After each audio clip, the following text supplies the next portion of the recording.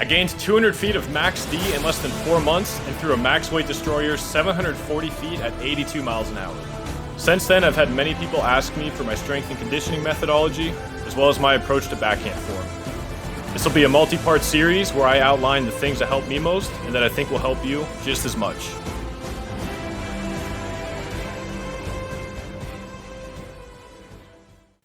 Hey everyone, welcome to part 1 of the series. Today we're going to be talking about 5 weightlifting exercises that I found really helpful for the backhand, primarily for distance and also control and just overall form development. And a lot of this is coming from my background in sprinting, but also just in general fitness and lifting weights. So to start off the video, we'll just go through a few reasons why I think there's some benefits to lifting weights for disc golf. And I want to preface it by saying I'm not even really much of a weight room driven person. I'm actually more of an elastic nervous system driven athlete. I have narrow shoulders, narrow pelvis, so I'm not really much of one to do a ton of heavy lifting and rely on muscular strength to get athletic outcomes.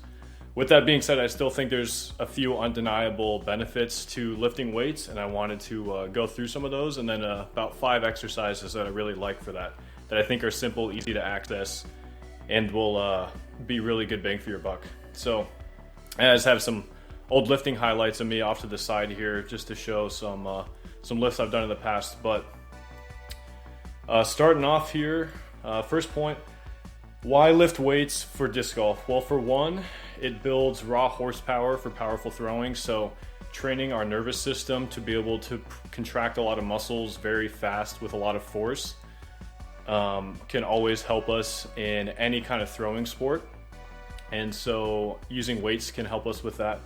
Another good point is it helps to prevent injuries. So if we think about disc golf as a very explosive, fast motion, which it is, and weightlifting as a slow, relatively slower, controlled movement with a lot of volume, lifting weights can help to build tendon thickness, volume.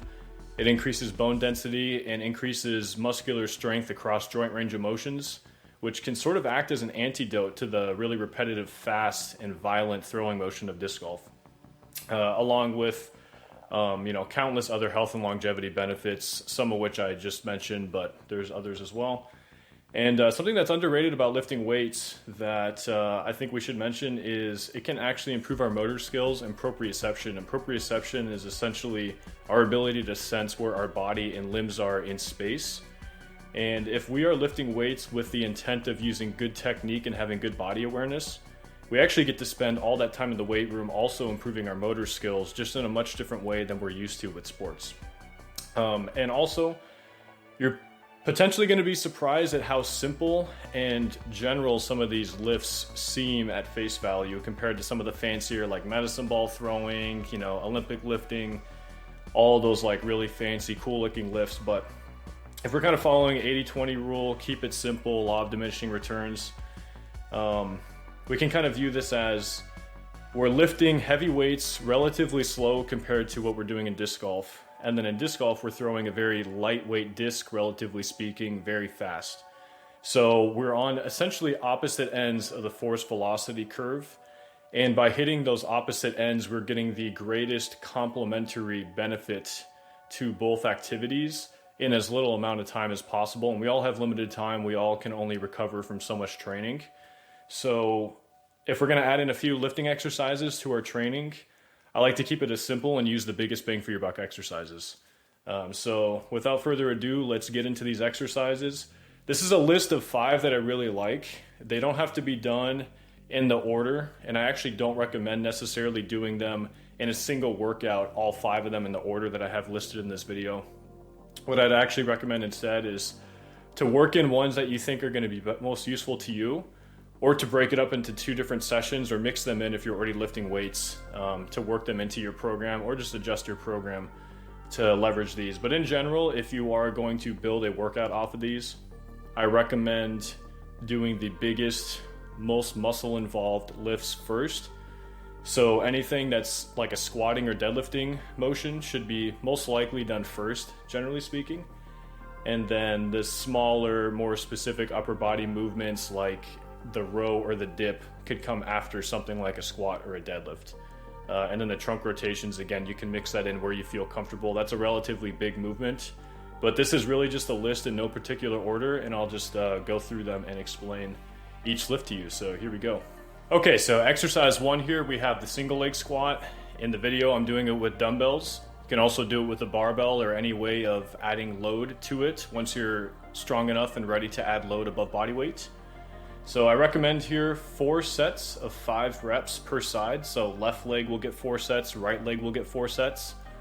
And I'll usually count 1 set as a left plus right. And you can alternate the order between the legs.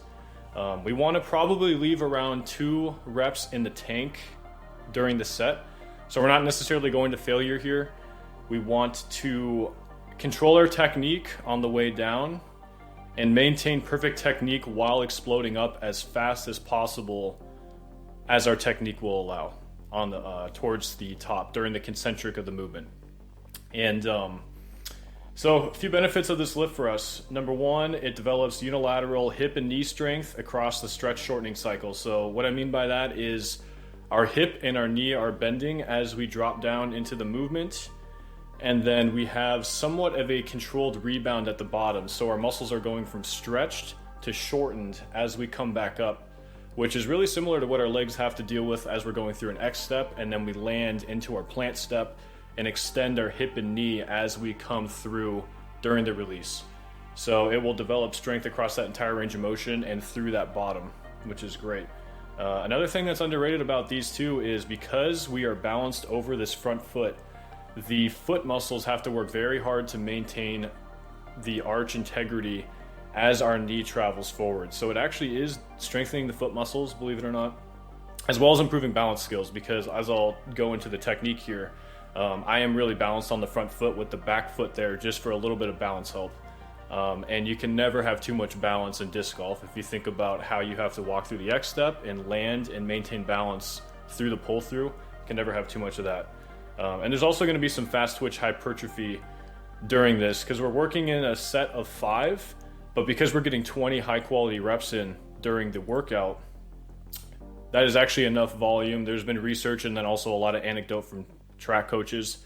You can still build muscular mass or muscle mass from getting 20 very high quality reps, even once a week. So again, it's all about the intent and the effort you're putting in with each rep.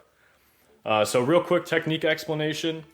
When I set up, I like to, for me, I have elevated foot, which allows me to go a little bit deeper into the movement. Again, this is going to be to your comfort level.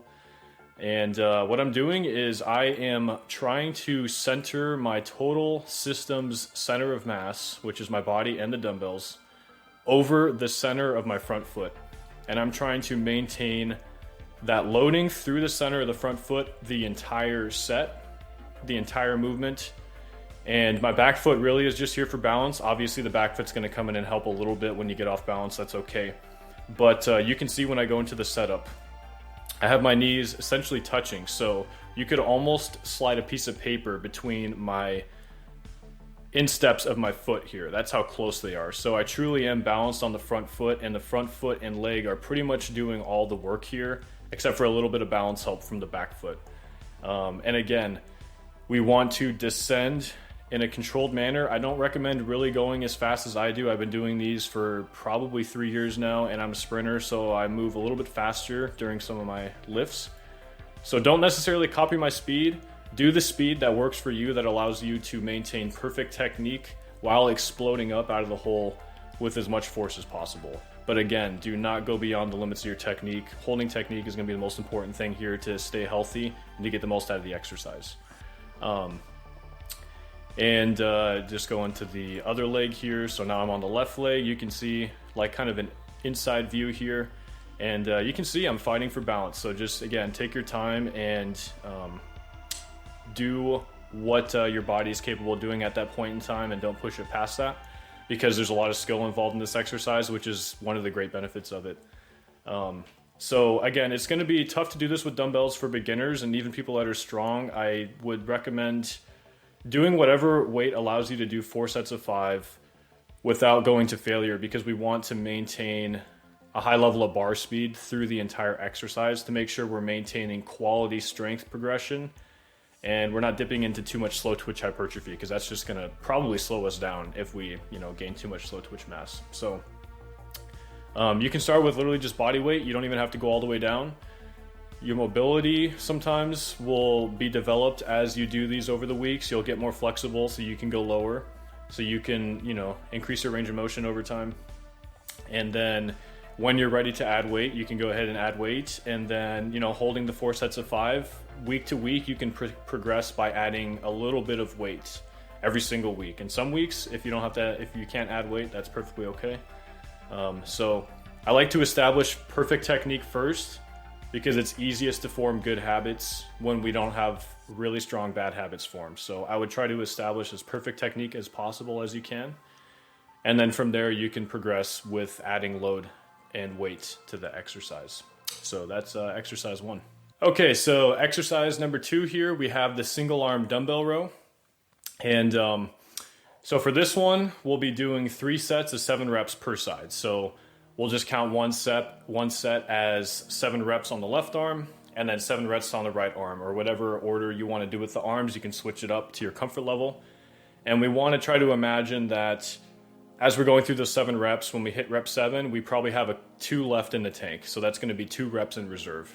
And that's going to make sure that we're maintaining good quality, good bar speed, good quality of movement, and it'll prevent excessive technique breakdown so that we can sustain good quality movements through those 3 sets. We don't need to be killing ourselves on these movements. If we have the right intent and we attack every rep, we don't have to do 50 reps. There's plenty of research to show that 21 high quality reps on a movement is enough to produce fast twitch hypertrophy and also strength outcomes. So what does this develop? It helps essentially the back shoulder grip chain is what I'm calling it here. Our lats actually tie in. The latissimus dorsi muscle ties in at the back of the pelvis and the lower spine. So basically that muscle connects all the way from the lower back and the back of the hips up through the back into the shoulder. And then of course we are gripping tightly the dumbbell in our hand. And that entire chain is really heavily used in the backhand throw. As we reach back and pull through, there's a huge load through that chain, and the more muscular strength we can have through there, the more we can tap into our elastic tissues and maintain, close to perfect technique, or the best version of our technique that we have. So we're going to be developing strength across that big chain, as well as fast twitch muscle mass, because we're working in that 7 rep range, which is it's going to be a blend of, like, the slow twitch and the fast twitch fibers are always going to be worked no matter what we're doing as humans. But this is keeping it more fast twitch dominant, which is going to be more optimized for athletic outcomes in our case. And we'll get into the technique explanation here, but with the way that we're doing it here, and I'll explain the technique, we're also improving our scapular control, which is something you can really never have too much of in a throwing sport, especially one like the disc golf backhand. So real quick, I'll show my technique that I recommend. So I'm actually having a above parallel spine. So the top of my back is higher up than my bottom of my back. So my spine is probably somewhere on a 30-degree angle above parallel or above ground level. And again, this is something that you can adjust. It doesn't have to be exactly 30 or 45. I do a lot of chin-ups in my program, so this is complementary to the angle I pull on during chin-ups. But this is a good starting point. So I get locked in. I'm using both feet grounded in this situation. Some people like to put the knee up on a bench. That's perfectly fine. And then I have an elbow pinned on the bench to fixate that part of my body. And the biggest thing I want to stress with this exercise is going through the full range of motion to where we are keeping, we are keeping a relatively neutral, flat back. Our spine is not moving around too much, but we are allowing a little bit of rotation across the trunk. And I am stretching out this arm and hand as far down as I possibly can without my spine dropping towards the ground. So what's happening is my shoulder is stretching away from my body, and my scapula is protracting. And what protracting means is the scapula is moving away from the spine. So it's moving outwards, away from the spine. So I'm getting a massive stretch. Scapular is protracting, it's moving away from the spine, my shoulder's moving forward, and my lat is undergoing a huge stretch. And I like to control the eccentric of the movement, the way down to the bottom, as much as possible. I want to have muscular control, and I don't want to drop extremely fast into the bottom, risking injury and cheating the movement. And then once we reach that bottom position, that full stretch, we're exploding up through that entire same movement. So I am pulling my hand back into my chest area as hard as I can. I'm pulling my scapula back towards my spine, which is scapular retraction. And I'm even allowing a little bit of rotation. So my shoulders are actually rotating up a little bit, which keeps the movement a little bit more athletic and frees up some extra power. So again, you can see I'm controlling it all the way down, making sure I allow that full stretch. Also, make sure you keep the elbow tucked close to the body. We don't want the elbow flaring out, especially at the top of the movement. That's going to bring in the rotator cuff too much. And those external rotators are going to be at huge risk of injury, especially because we're able to move so much weight on this lift. So we want to make sure that we're keeping things very in line. We can still rotate a little bit, but we don't want that elbow to fly out. We want to keep that elbow tucked, and we want to pull that hand in just to the outside of the pec. So backup exercises for this. If you don't have access to the dumbbell bench setup, you can do a single arm cable row. You can use whatever weight you want on that. So same rep and set scheme. If you just don't have access to dumbbells that are either heavy enough or you don't have a good bench setup that you're comfortable with, the single arm cable row is perfectly fine, and you can substitute that for this. Okay, so exercise number 3 here, we have the cable trunk rotation. I love this one.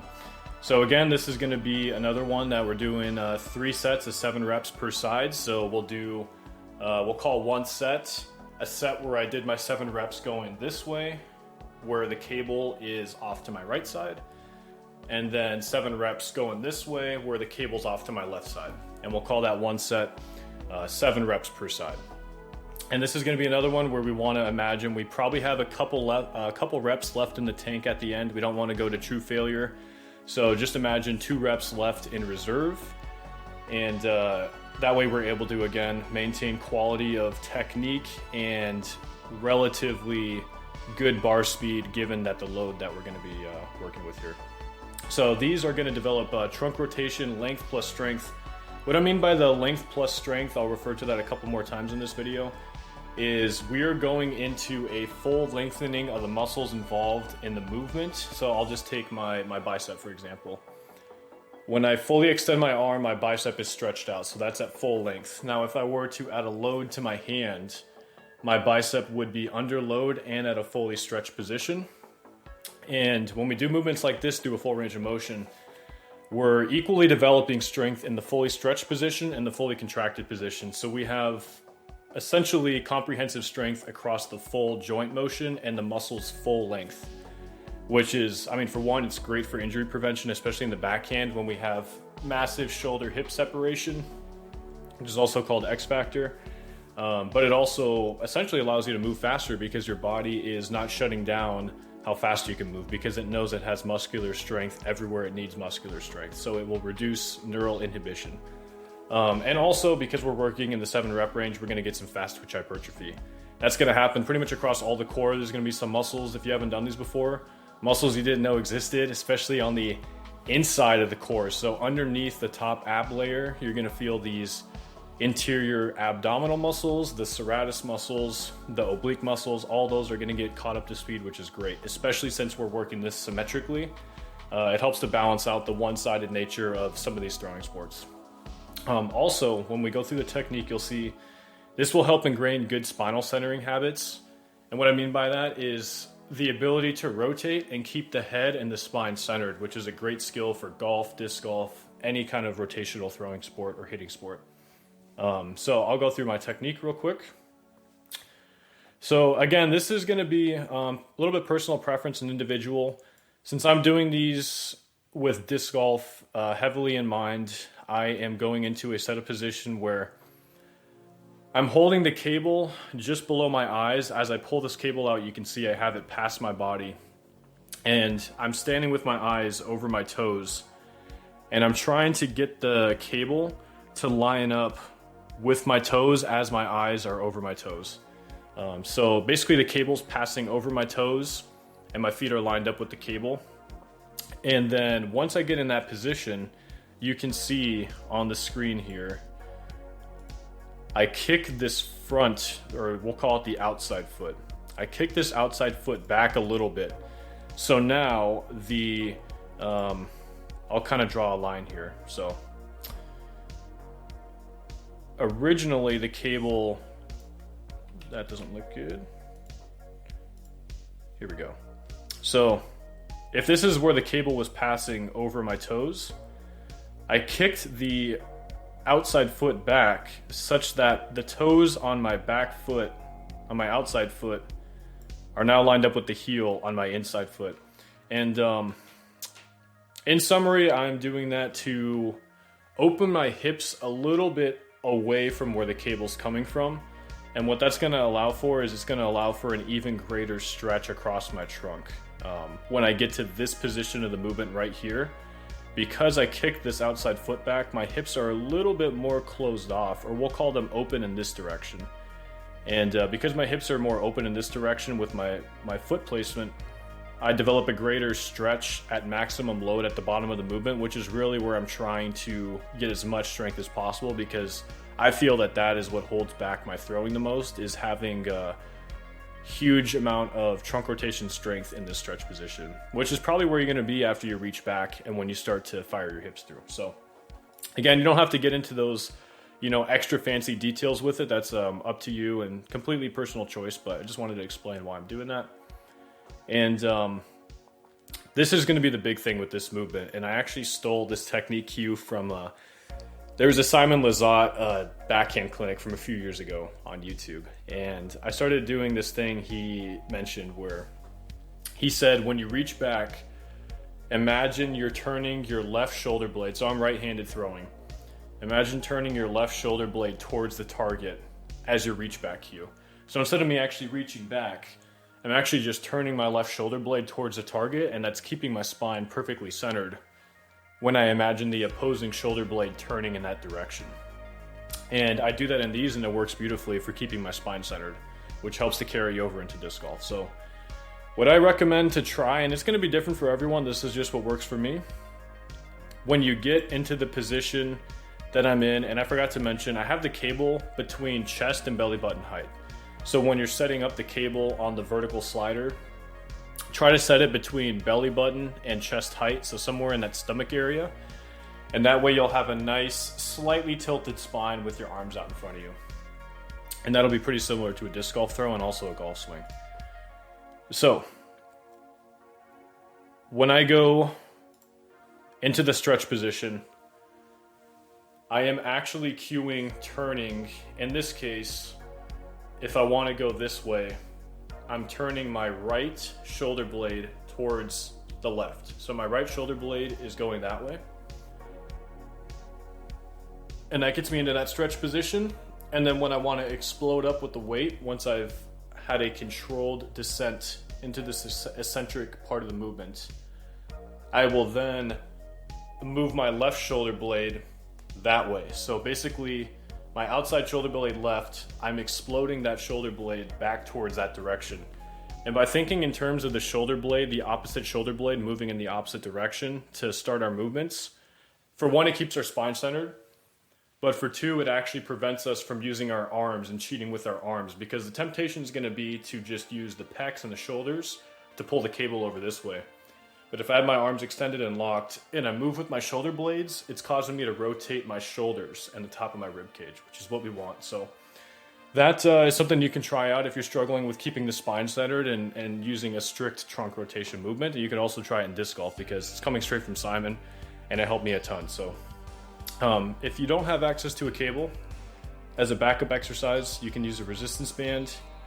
It's a little bit tricky with resistance bands because they have progressive load where the spring rate of the band increases as it stretches out. So it's just something to look out for. The cable would be my favorite choice, but you can absolutely do it with a resistance band and it's still gonna be better than nothing. So that'd be my backup for that. Okay, so the fourth exercise on my list is dips. And this would be body weight or weighted depending on strength level. And we'll get into some backup exercises at the end. But this is gonna be another one where we wanna work with 3 sets of 7 reps. And we'll wanna have 2 reps in reserve. So, you'll probably have a couple reps left in the tank at the end of each set. The third set can be a little bit more difficult, that's okay. We don't have to have a ton of energy left, but if we're imagining we probably were able to grind out a couple more afterwards, that's a good starting point. More experienced lifters are going to be able to push themselves closer to true failure. If you're a beginner, you can make it feel like maybe you only had 1 rep left in the tank, depending on what your experience level is. Because experienced lifters actually have basically detuned sensing of muscular pain, and they work a lot closer to failure. So the goal, if maybe another way to think about the reps in reserve, is you want it to feel fatiguing and exhausting, but you don't want it to be such a long and difficult set that your technique is breaking down and you are moving extremely slowly on the last rep. We don't want to have super slow bar speed when we're working with these exercises. So benefits of this, the chest, the shoulder, the tricep, they're both going to get the length plus strength, like on the trunk rotations. So we're going through a full range of motion. Those muscles are getting stretched out and loaded at the same time. So they're developing strength all the way from the stretch position to the contracted shortened position, which is great. Also, we're going to get the fast twitch hypertrophy in there because we are getting enough volume in to get some metabolic fatigue and some overall just general fatigue stimulus into the muscles, which is going to demand the muscles to grow a little bit. And also, we have so many pulling movements in this video. I thought it would be prudent to have something that's going to be a push with the upper body, and that's going to act to balance out all the pulling movements, which is always a good thing to consider with our programs. Another big thing too is you see elbow braces or maybe elbow sleeves and just all sorts of elbow injuries in disc golf. And when we're throwing backhands, it's a pretty healthy, safe movement, but it really is a lot of explosive stress on the joint and the tendons in the tricep and the upper forearm. So because we're going to be doing this with controlled technique and we're going to be getting our volume in, it's going to build up those connective tissues in the tricep, mainly the tricep tendon, but also the elbow joint itself is going to gain some robustness, and we're just going to be getting some bone density in that whole area, which is going to help to protect our elbow when we're throwing, absolute nukes on the course or in the field. So I'll show you my technique real quick. Luckily, this one's a lot simpler and quicker to talk about.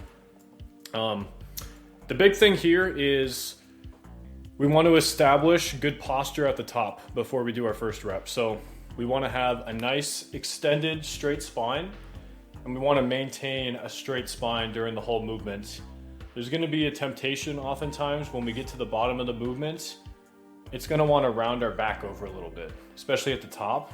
We want to make sure we fight that and keep our spine nice and upright. So big chest the whole time, nice and upright spine.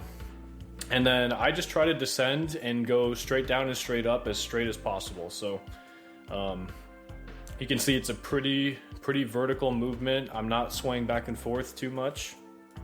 And now I want to talk about the elbows, tucking the elbows. This is a really big one. A lot of people deal with shoulder pain and elbow pain on dips, but it actually is a very safe movement if we keep the elbows tucked in close to our body. So we don't want to have the elbows flared out here. This puts a ton of stress on the external rotators of the rotator cuff. It's just a generally dangerous position for the shoulder. And it can also cause torque, axial torque through the elbow, which we don't want. So we want to make sure we're pistoning these forearms straight forward and straight back, and we're keeping our elbows pretty much tucked close to the rib cage. Everything is straight. There's no torque or flaring elbows. We really want to avoid that. So establish that from the beginning and try to build good habits early on. It'll make it really easy in the long run. And then I'm just going as deep as my chest allows. Again, this is something to just exercise some caution with in the beginning and do what's comfortable and what feels safe. I've been doing these for over 3 years, so I've developed a very long range of motion. Oops, I think I lost the video here. Just a moment. It's taken 3 years to develop this range of motion. I'm not really a very flexible person, so I would go down to what feels comfortable. And again, we want to control the descent. Controlling the descent with our muscles, when we reach the bottom position, we're going to explode up while maintaining as close to perfect technique as possible. So we're moving as fast as we can within the limits of our technique is how I like to think about it. So backup exercises. The body weight dip would be probably my first progression of choice, or even assistance if you have access to an assistance machine. That's a great way to build up your strength. You can even start out with a higher rep count if it feels like it's a better workout that you're doing maybe 50 pounds of assistance and you want to do like sets of 12. And then over time, you pull off some of the assistance, you get to body weight. And then once you hit around, I would say 10 to 12 reps of body weight, you can very safely add resistance if you have a weight belt.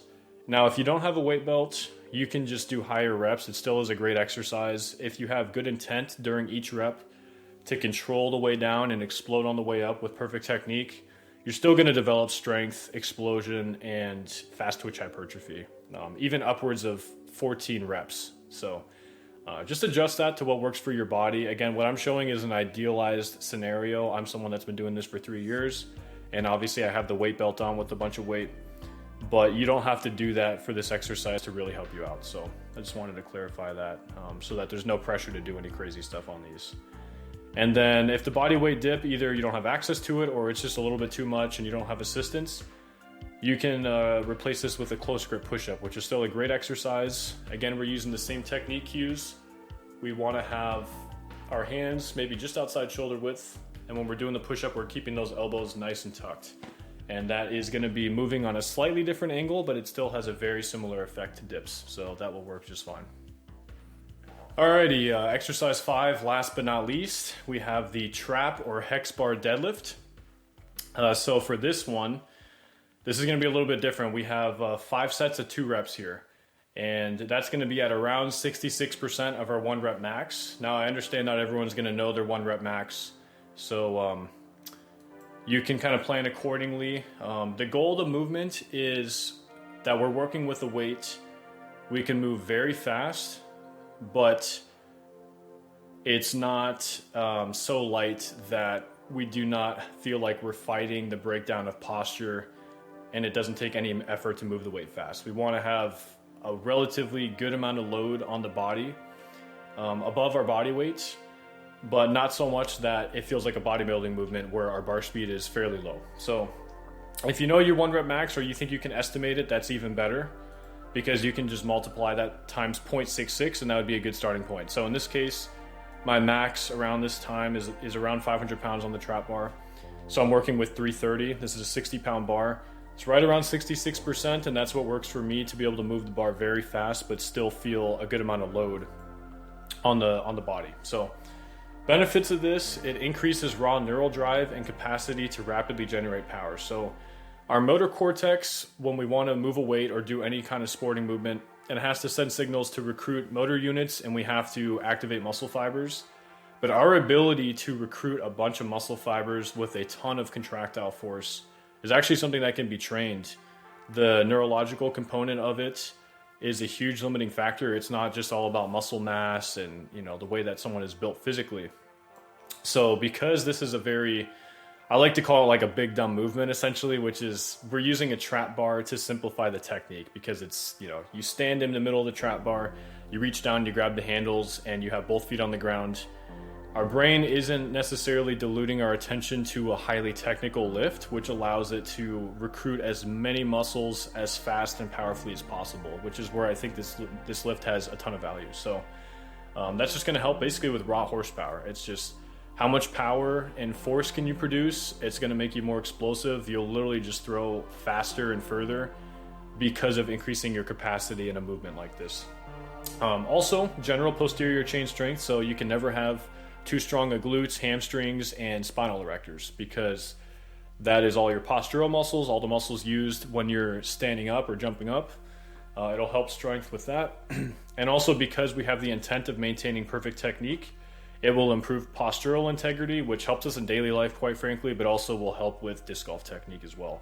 Having the strength to keep the back extended under load and stress is a great skill, and this will definitely help that. So technique explanation here.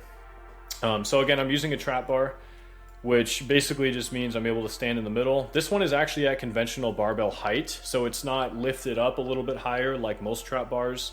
It makes it a little bit tougher in my case, but I don't mind it because it gets me into a deeper position, which is great. So you can see, I think the big thing that's free is how we set up for the lift, because if we set up correctly, it increases the chance of moving through the lift correctly. So you will see right here, I'm kind of just standing over it. My back maybe is a little bit rounded, but I'm not actually loaded into the movement yet. And then I have my hands pretty much centered on the outside of the middle of my feet. I want to keep the pressure pretty much over the mid foot, maybe towards the back half of the foot. And I like to try to keep it there as I go up and down. As I load into the bar before I lift it, you can see the bar is almost lifting off the ground as I'm just getting into my position, because I'm pulling my back so tight to keep my spine straight that the bar is actually about to crack off the ground. So I like to make sure my spine is dead straight in a very healthy and safe posture before I start to move the weights upwards. And that gets my whole body loaded up so that I can maintain that posture all the way up to the top of the lift. And then once I'm in that position, I'm able to essentially at the same time use my knees and my hips to drive straight up. And I'm keeping the weight and the pressure pretty much over my midfoot to heel area. And I am driving straight up through the knees and the hips at the same time and fully extending at the top. And I've been doing these quite a bit, and obviously with my sprinting background, the bar speed is going to be pretty high. But at the same time, I am still making sure to not move at a speed that is beyond what my technique allows. So again, this is going to be completely varying from individual to individual. But just to try to establish perfect technique first, build those good habits early when the good habits come cheap. And then you can start to increase the bar speed, and it'll keep things safe and sustainable for you. The deadlift is just really misunderstood exercise. It's just another cliche where too much of something is not good, but the right amount can be good. And if you're using good technique and you're keeping your back straight and not allowing technique breakdown through fatigue or excessive bar speed, you won't be inducing any excessive shear stress on the spine that you wouldn't have if you went out and ran 10 miles. So I think it's perfectly safe if you establish good technique early on. And again, it's just, listen to your body. If you haven't done these before, make sure you establish good technique and don't do anything that hurts. So again, 5 sets of 2. You can do long recovery between these sets because we want to make sure the body's recovered to express maximum power on the next set. Sometimes that could be upwards of 5 minutes of rest. It just depends on person to person. You'd be amazed by how long sprinters rest between 30-meter repetitions that took them 3 minutes. The nervous system actually takes time to recover too, to get ready to fire all those muscles again. So even if your muscles don't feel fatigued, sometimes your nervous system needs some time to get ready to go express, a ton of force through the ground like you just did for those 2 reps. And backup exercises. If you don't have a trap bar, you can just use a barbell deadlift, and same principles will apply. Try to establish great technique first on that before you start to ramp up the weights and the speeds. And then if you don't have any weights or anything, but you still want to develop that raw horsepower that we're alluding to, that's going to just instantly get you extra distance in disc golf, you can just do squat jumps. And you can just look up some YouTube videos of people doing squat jumps. For those, you can do more volume, so you could do 5 sets of 5 reps. If you're doing squat jumps, that would be perfectly fine. But that would be my last recommendation for that. Okay, so thanks so much for watching, and again, for all the continued support on the disc golf videos. It's been a ton of fun. Sorry if the video got too long-winded. I wanted to make sure I really explained the techniques thoroughly, just to keep people healthy and safe, because that's always my biggest priority, is giving people sustainable exercise so that they don't have to go through the cycle of injury or pain and then trying to come back, because the stress of that, and also just the way it affects progress, is the worst thing. So I'm always one that prioritizes health and safety first. We can always make those gains over time if we establish those. But anyways, I hope there was some exercises that looked cool, or that's feel that they'd be of some use for some of you guys. And I'll have more parts of the series coming soon, hopefully, when we can get into form and fieldwork practice and all that other fun stuff. And before I sign off, I wanted to mention, because I haven't mentioned this on my YouTube yet, I do online coaching and consulting for fitness, diet, sports performance. A lot of it's from my sprinting and football background, and now with disc golf. And I've helped a lot of people over the years with pretty much everything related to performance and overall health.